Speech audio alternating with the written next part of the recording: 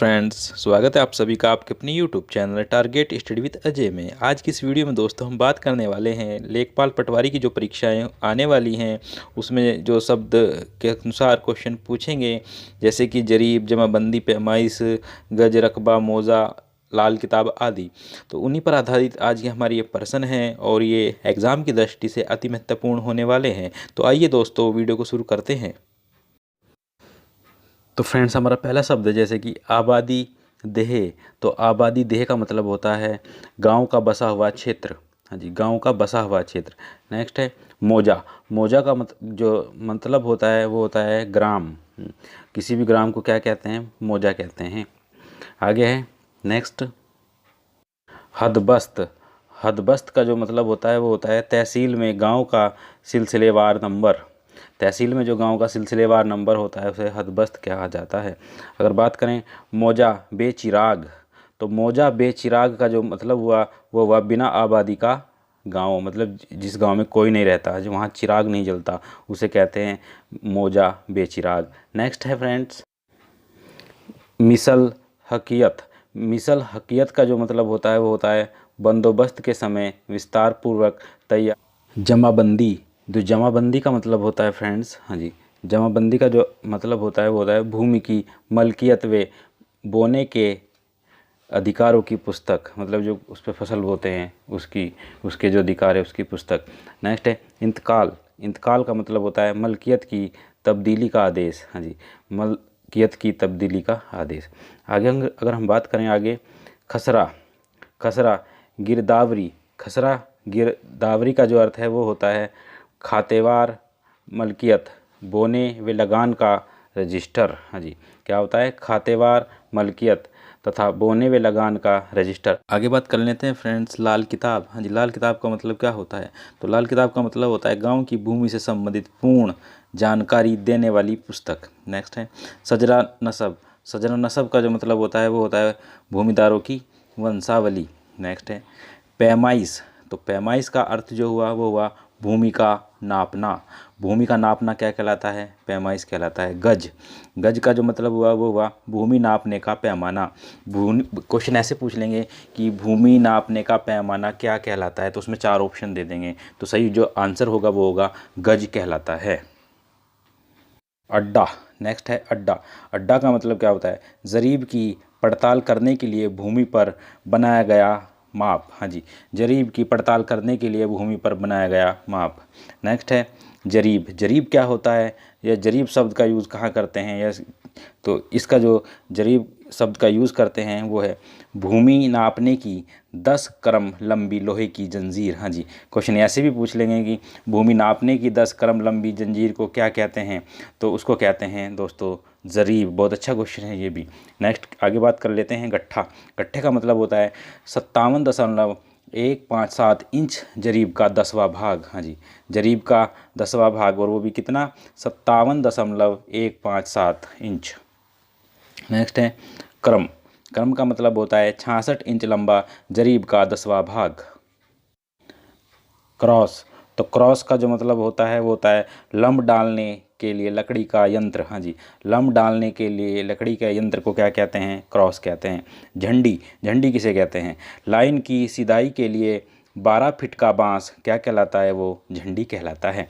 Next है Ferreira. Ferreira शब्द क्या है या फरेरा का यूज़ कैसे करते हैं लेखपाल या पटवारी बनने के बाद?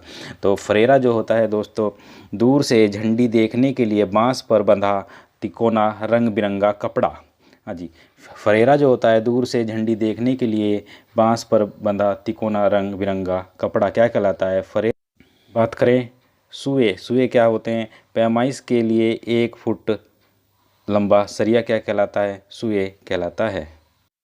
नेक्स्ट है पैमाना पीतल। पैमाना पीतल किसे कहते हैं? मसावी बनाने के लिए पीतल का बना होता है ये। हाँ जी, मसावी बनाने के लिए कैसा बना होता है? ये पीतल का होता है, इसे पैमाना पीतल कहते हैं। मुसावी। मुसावी क्या कहलाता है? मुसावी क्या होता है? मोटे कागज़ पर खेतों की सीमाएं दर्शाने वाला नक्शा। हाँ जी, मोटे कागज़ पर खेतों की सीमाएं दर्शाने वाला नक्शा क्या कहलाता है? मुसावी कहलाता है। आगे बात कर लेते हैं सजरा। तो जो सजरा होता है वो होता है खेतों की सीमाएं दिखाने वाला नक्शा, उसको हम क्या कहते हैं? सजरा कहते हैं। नेक्स्ट है सजरा किश्तवार। सजरा किश्तवार का जो मतलब होता है टेरिसिंग क्लॉथ या टेरिसिंग पेपर पर बना हुआ खेतों का नक्शा। हाँ जी, टेरिसिंग क्लॉथ या टेरिसिंग पेपर पर बना हुआ खेतों का नक्शा क्या कहलाता है फ्रेंड्स? वो कहलाता है सजरा किश्तवार कहलाता है। नेक्स्ट है सजरा या पारचा। जो सजरा पारचा होता है उसे कपड़े पर बना खेतों का नक्शा कहते हैं। हाँ जी, कपड़े पर बना खेतों का नक्शा क्या कहलाता है? सजरा पारजा कहलाता है। नेक्स्ट है अक्स सजरा। दोस्तों ये एक बात ध्यान रखना, जो सजरा होता है इसका सजरा को हम अगर यहाँ पे कॉमन रखें, सजरा ही सजरा है, तो वो क्या होगा? एक तरह से वो सजरा जो क्या आता है नक्शा होता है।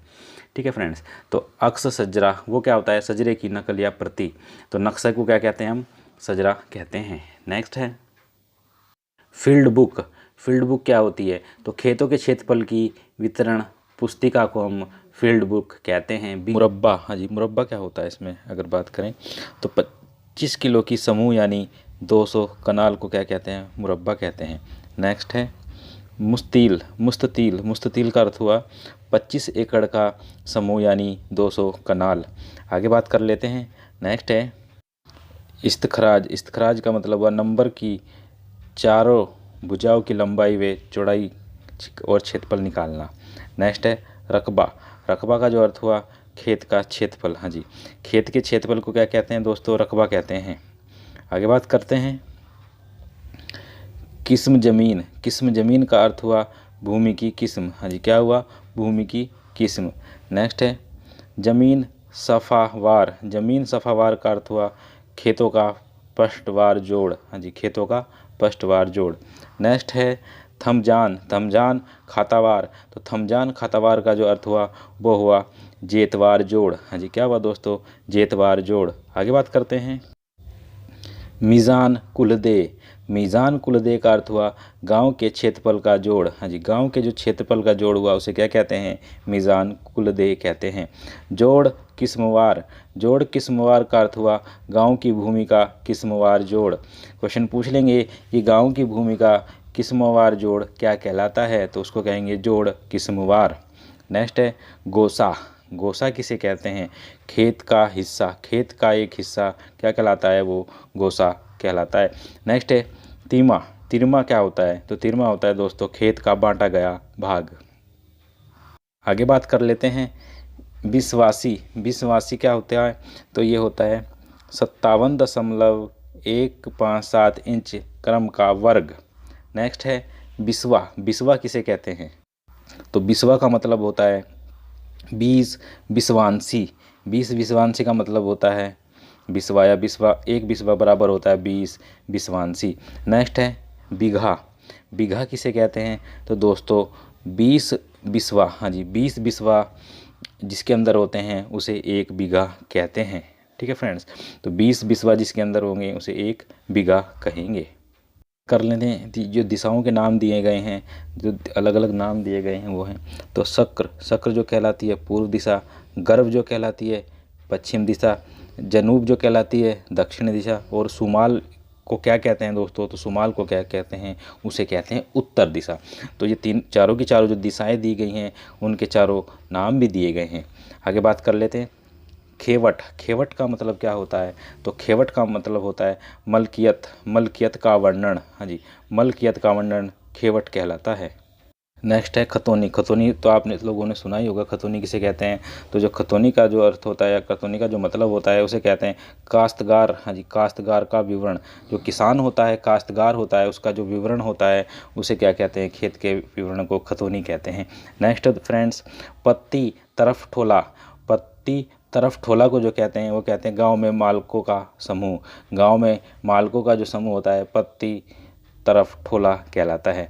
नेक्स्ट है गिरदावर कहो या फिर कहो कानूनगो। हाँ जी, कानूनगो या गिरदावर का जो अर्थ होता है वो होता है पटवारी के कार्य का निरीक्षण करने वाला।